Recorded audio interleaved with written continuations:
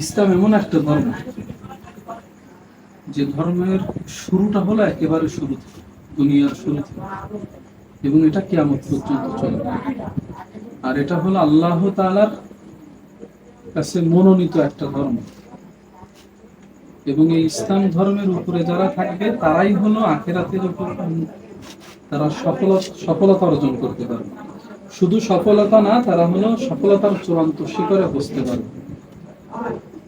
এই পৃথিবীতে প্রায় ৬,০০০ প্লাস ধর্ম আছে, তার মধ্যে ইসলাম একটা ধর্ম। আর ইসলাম এমন একটা ধর্ম যে ধর্মের ব্যাপারে আল্লাহ তাআলা আসমানি বাণী, ইন্নাদ-দীনা ইনদাল্লাহিল ইসলাম। এই ইসলাম এমন একটা ধর্ম যে ধর্মটা কেবলমাত্র শুধুমাত্র একমাত্র আল্লাহ তাআলার কাছে মনোনীত ধর্ম। ওয়ামা ইয়াবতাগি গায়রাল ইসলামি দীনান ফালা ইউকবালা মিনহু ওয়া হুয়া ফিল আখিরাতি মিনাল খাসিরিন। ইসলাম ধর্ম বাদ দিয়ে যে বা যারাই অন্য ধর্ম মানবে, তাদের কাছ থেকে ওই ধর্ম আল্লাহ তাআলা গ্রহণ করবেন না, এবং তারা পরকালে জাহান্নামে হবে, ক্ষতিগ্রস্তের ভিতরে থাকবে, নরকে যাবে তারা। এটা গ্যারান্টি সহকারে আল্লাহ তাআলা এমন একটা কিতাবের ভিতরে বলছেন, যে কিতাবের শুরুতে আল্লাহ তাআলা বলছেন যালিকাল কিতাব লা রাইবা ফি। এটা এমন একটা কিতাব যে কিতাবের ভিতরে বিন্দু পরিমাণ কোনো সন্দেহ নাই, কোনো রকম ভুল ত্রুটি কোনো কিছু নাই। আর এটা আল্লাহ তাআলা তো নাজিল করছেন ১৪৫০ বছর পূর্বে। আজ পর্যন্ত কোনো বিজ্ঞানী, কোনো দার্শনিক, কোনো গবেষক ভুল প্রমাণ করতে পারেন। আর এই কিতাবটা শুধু আমি মুসলমান বা আমরা যেখানে আছি শুধু আমাদের জন্য না, এই কিতাবটা আপনার জন্য। আল্লাহ তাআলা যেমন সবার স্রষ্টা, সবার খালেক, সবাইকে সৃষ্টি করেছেন, ঠিক তেমনি ভাবে আল্লাহ তাআলা যে কিতাবটা আল্লাহ তাআলা নাযিল করেছেন, এই কিতাবটা সবার জন্য।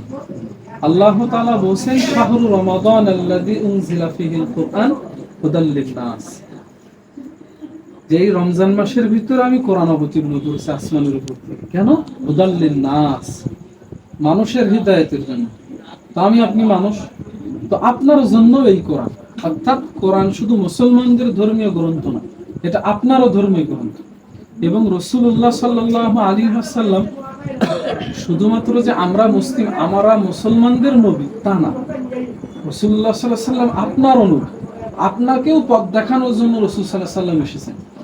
শুধু আমাকে আপনাকে না, গোটা পৃথিবীতে যত মুসলমান বা যত খ্রিস্টান, ইহুদি, বৌদ্ধ, কাদিয়ানি, যত ধর্মের লোক আছে না কেন, যে সে মানুষ, তার জন্যই আল্লাহ তাআলা রাসূলুল্লাহ সাল্লাল্লাহু আলাইহি ওয়াসাল্লামকে মুক্তির দূত হিসাবে প্রেরণ করেছেন। আল্লাহ তাআলা বলেন ওয়ামা আরসালনাকা ইল্লা রাহমাতাল লিল আলামিন। হে রাসূল, আমি আপনাকে এই গোটা পৃথিবীর সমস্ত মানুষের জন্য নবী করে, রাসূল করে আমি আপনাকে দুনিয়াতে প্রেরণ করেছি। এই আবা আইলো ওষুধ নিয়ে গেছে কয়টা? 60 টাকা। ঠিক আছে না, তোমরা দেখাই দিয়ে গেছে, ওই ব্যাংক দেখাই দিয়ে গেছে, ব্যাংক। আচ্ছা আমি দেখতেছি তাই। আচ্ছা, কাজে এই ৭০ দিনের দাওয়াত নিয়ে আপনার কাছে আসা, এবং আপনাদের যে ধর্মীয় কিতাবগুলো আছে, যেমন বেদ আপনাদের সবথেকে গ্রহণযোগ্য কিতাব। এই বেদের তথ্যও যদি আপনি পড়াশোনা করে যদি বেদ মানতে যান, তবু আপনাকে মুসলমান হতে হবে। আপনাদের ধর্মীয় গ্রন্থের ভিতরে আছে যে একং ব্রহ্ম দ্বিতীয় নাস্তে নেহনা নাস্তে কিঞ্চন। যে একং ব্রহ্ম, মাবুদ মাওলা একজন, দ্বিতীয় নাস্তে, দ্বিতীয় কেউ নাই, নেহনা নাস্তে, নাই কিঞ্চন বিন্দু মাত্র নাই। অর্থাৎ এক আল্লাহর ইবাদত করতে হবে। অর্থাৎ লা ইলাহা ইল্লাল্লাহ, ইলাহ ইবাদতের উপযুক্ত ব্রহ্ম, মাবুদ একজন আল্লাহ, আল্লাহ ব্যতীত কেউ নাই। দ্বিতীয় নাস্তে, দ্বিতীয় কেউ নাই, নেহনা নাস্তে, নাই কিঞ্চন বিন্দু মাত্র নাই। তো আপনাদের ধর্মীয় গ্রন্থের ভিতরে এক আল্লাহর ইবাদতের করার কথা রয়েছে, অথচ দেখা যাচ্ছে আপনারা এই সনাতন ধর্মাবলম্বী আপনারা দেখা আছে ৩৩ কোটি দেবদেবীর পূজায় লিপ্ত আছে। তো দেখা যাচ্ছে আপনার ধর্মীয় গ্রন্থ যদি আপনি মানতে, ব্রহ্ম দ্বিতীয় নাস্তে নেহনা নাস্তে কিঞ্চন, এটা আপনাদের ধর্মীয় বেদের ভিতরে আছে। আপনাদের ধর্মীয় গ্রন্থের ভিতরে আছে লা ইলাহা হরিতি পাপন ইল্ল ইলাহা পরম পাদম জন্ম বৈকুণ্ঠ পরিণতি জপি নাম মুহাম্মদ। যে লা ইলাহা হরিতি পাপন, যদি তুমি চাও তোমার পিছলা জিন্দেগীর সমস্ত গুনাহ মাফ করতে। আমরা তো সকলেই পাপ, কি বলেন? তো আমাদের পাপ যদি মোচন করতে হয় তবে কি করতে হবে, এটা বেদেই বলে দিছে কি, যে লা ইলাহা হরতি পাপন, তবে তুমি লা ইলাহা ইল্লাল্লাহ স্বীকার করতে দাও, অর্থাৎ আশহাদু আল্লা ইলাহা ইল্লাল্লাহ, যে আমি সাক্ষ্য দিচ্ছি যে আল্লাহ তাআলা ব্যতীত ইবাদতের উপযুক্ত কেউ নেই।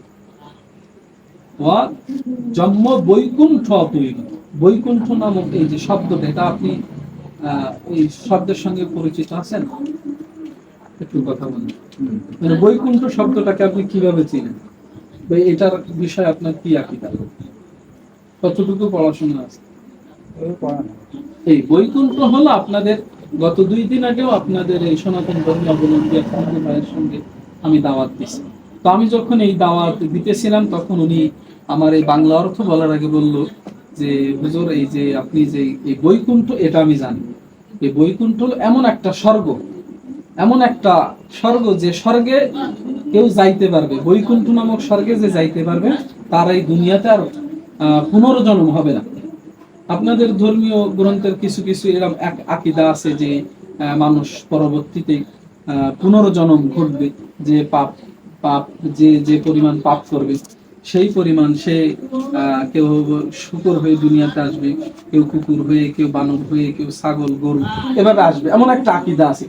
এটা আমি জানি, কিন্তু ওই লোকটা আমাকে বলতেছে যে হুজুর, আমাদের ধর্মীয় বিশ্বাস হলো যে যারা বৈকুণ্ঠ নামক স্বর্গে যাবে তারা এই গরু ছাগল শূকর কুকুর হয়ে দুনিয়াতে আর আসবে না, তারা হলো চিরস্থায়ী ভাবে স্বর্গে থাকবে, তারা আরামের জায়গায় থাকবে, আনন্দের জায়গায় থাকবে।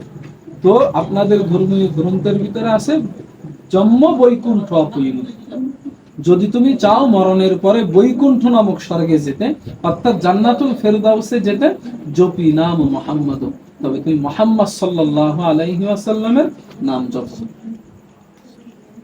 মুহাম্মদ সাল্লাল্লাহু আলাইহি ওয়াসাল্লামের নাম জপো, অর্থাৎ ওই যে শুরুতে লা ইলাহা ইল্লাল্লাহর স্বীকৃতি, আর এই দ্বিতীয়তে মুহাম্মদ সাল্লাল্লাহু আলাইহি ওয়াসাল্লামের নাম জপা। তো এখানে আশহাদু আল্লা ইলাহা ইল্লাল্লাহ, যে আমি সাক্ষ্য দিচ্ছি যে আল্লাহ তাআলা ব্যতীত ইবাদতের উপযুক্ত দ্বিতীয় কেউ নাই।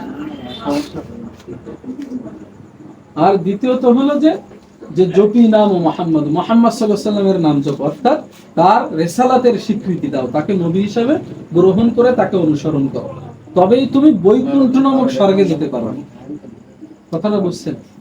এটা আপনাদের ধর্মীয় গ্রন্থ, বেদের তথ্য বলতেছি আমি, বেদ নিয়ে পড়াশোনা করি, গবেষণা করি।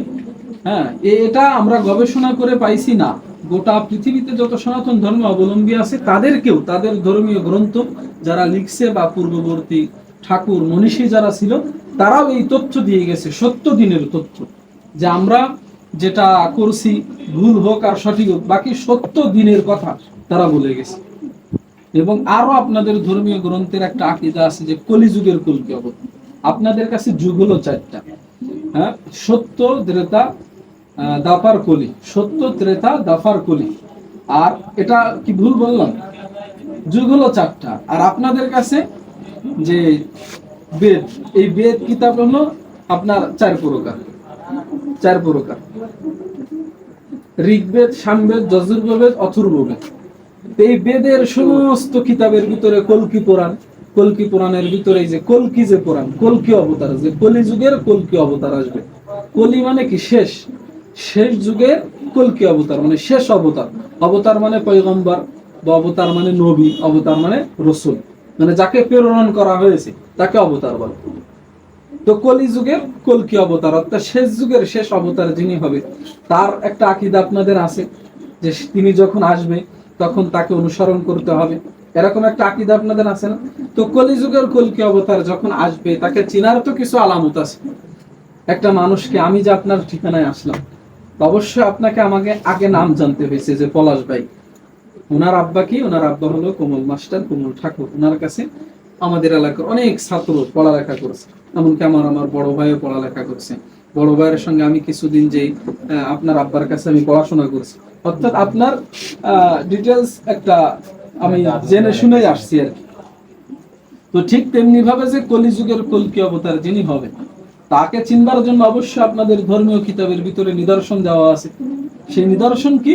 যে কলিযুগে তাকে আগে দেখতে হবে যে তার নাম কি হবে। তো আপনাদের ধর্মীয় গ্রন্থের ভিতরে আছে যে নরসংসং শ্রীদিষ্টম পশং সপ্রথস্থ মং সদ্মম খসম, যে কলিযুগের কল্কি অবতার যিনি হবেন তার নাম হবে নরসংসং। এবং নরসংসং মানে প্রশংসিত। নরসংসং মানে কি? এটা সাংস্কৃতিক ভাষা, কিন্তু এর বঙ্গ অনুবাদ হলো প্রশংসিত। এখন আপনি এটাকে যদি আপনি বাংলা করেন তাহলে প্রশংসিত, এটাকে আপনি যদি আরবিতে নিয়ে যান তাহলে হবে মুহাম্মদ, তাহলে হবে কি?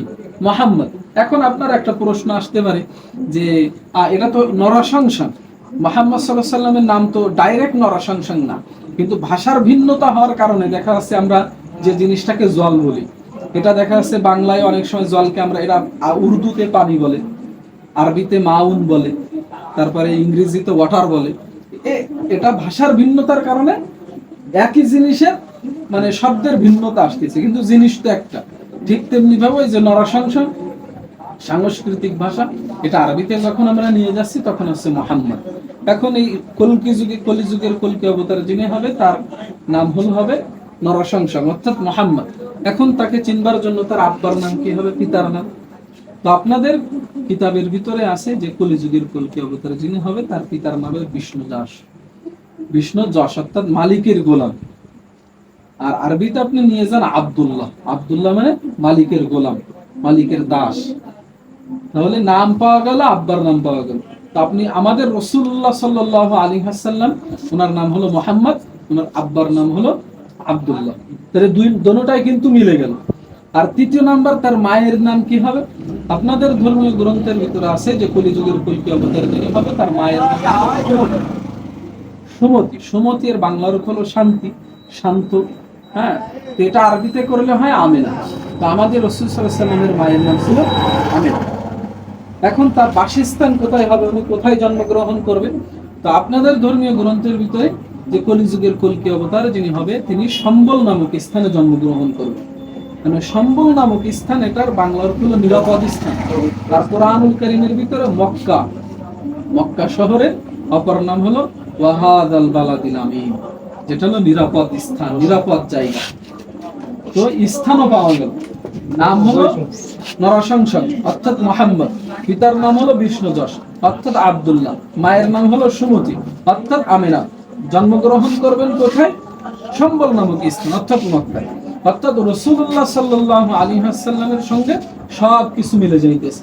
আরো একটা তথ্য আমি আপনাদেরকে দিই, আপনারা 33 কোটি দেবদেবীর পূজা করেন আজ পর্যন্ত। এই 33 কোটি দেবদেবীর নাম মিলায়া আজ পর্যন্ত কোনো একটা নাম এই মুহাম্মদ নাই। আর আমাদের রাসূলুল্লাহ সাল্লাল্লাহু আলাইহি সাল্লামের নাম মুহাম্মদ হওয়ার রাখার পূর্বে এই পৃথিবীতে মুহাম্মদ নামের কেউ ছিল না, ইতিহাস সেটাই বলে। এখন হাজার হাজার লক্ষ লক্ষ মুহাম্মদ আছে, আমরা নামের শুরুতে মুহাম্মদ লাগাই। কাজে কলিযুগের কল্কি অবতার যিনি হবেন, যার আশায় আপনারা আছেন, তিনি তো এসেই গেছে, তার নিদর্শন মিলে হুবহু মিলে যাচ্ছে। আরো একটা উদ্ধৃতি আমি আপনাকে দিই যে মদ বর্পিতা দেবাদে কারান্তে প্রকৃতিতা বিশানং ভক্তায়ের সদা মেধা শাস্তে শ্রীমিতা, যে কলিযুগের কল্কি অবতারে যিনি হবে তার নাম হবে, তার নামের প্রথম অক্ষর হবে ম এবং শেষের অক্ষর হবে দ অর্থাৎ মুহাম্মদ।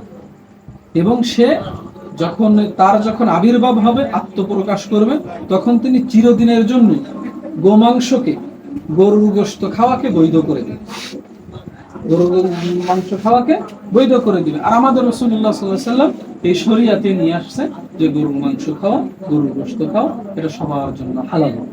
কাজে আমি যে কয়টা উদ্ধৃতি, যে কয়টা রেফারেন্স আমি আপনাদের সামনে টানলাম, এর দ্বারা এতটুকু বোঝা যায় যে আপনাদের ধর্মীয় কিতাবের ভিতরে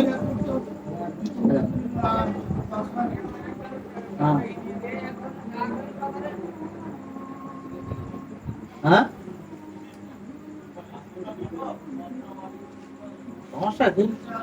সমস্যা কি?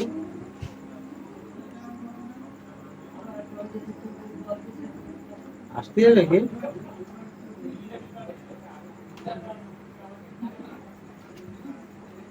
আচ্ছা ঠিক আছে রাখেন।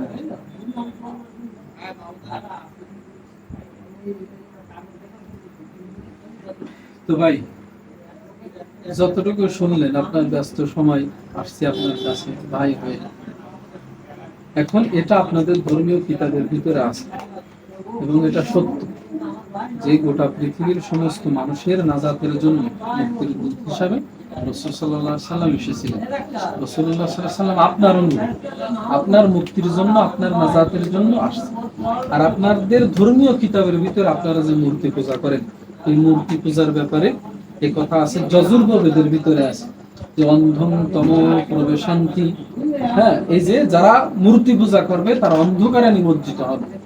তাহলে এটা দেখা যাচ্ছে আপনাদের ধর্মীয় কিতাব গবেষণা করে দেখা যায় যে মূর্তি পূজার কথা নিষেধ আছে আপনাদের, এবং এক আল্লাহর ইবাদত করবার কথা, অর্থাৎ লা ইলাহা ইল্লাল্লাহর স্বীকৃতি দেওয়া, মুহাম্মদুর রাসূলুল্লাহর স্বীকৃতি দেওয়ার কথা, অর্থাৎ কালেমা পড়ে মুসলমান হওয়ার কথা আপনাদের ধর্মীয় গ্রন্থের ভিতরে আছে। এখন আমি আপনাকে ইসলাম ধর্মের দাওয়াত দিতেছি যে আপনি আসুন ইসলামের সুশীতল ছায়াতলে আপনি আশ্রয় নিন, এবং এটাই একমাত্র মুক্তির পথ, এটাই একমাত্র নাজাতের পথ, এটাই হলো বৈকুণ্ঠ নামক স্বর্গে যাওয়ার একমাত্র পথ। এখন আপনার মতামত জানতে চাচ্ছিলাম, এবং আমাদের পক্ষ থেকে আপনার জন্য একটা হাদিয়া আমরা নিয়ে আসছি। এটা ভাই যা বসে ঠিক আছে, না তো ওষুধ নেবো জ্ঞানের বাড়ি অসুস্থ যা একটু ওষুধ দিয়ে দেবো। বিস্ময়কর সেই কল্পীয় অবতার, এই কিতাবটা আমাদের পক্ষ থেকে আপনার জন্য হাদিয়া। এই কিতাবটার লেখক হলো ভারতের, এখানে সব লেখা আছে এই ডাক্তার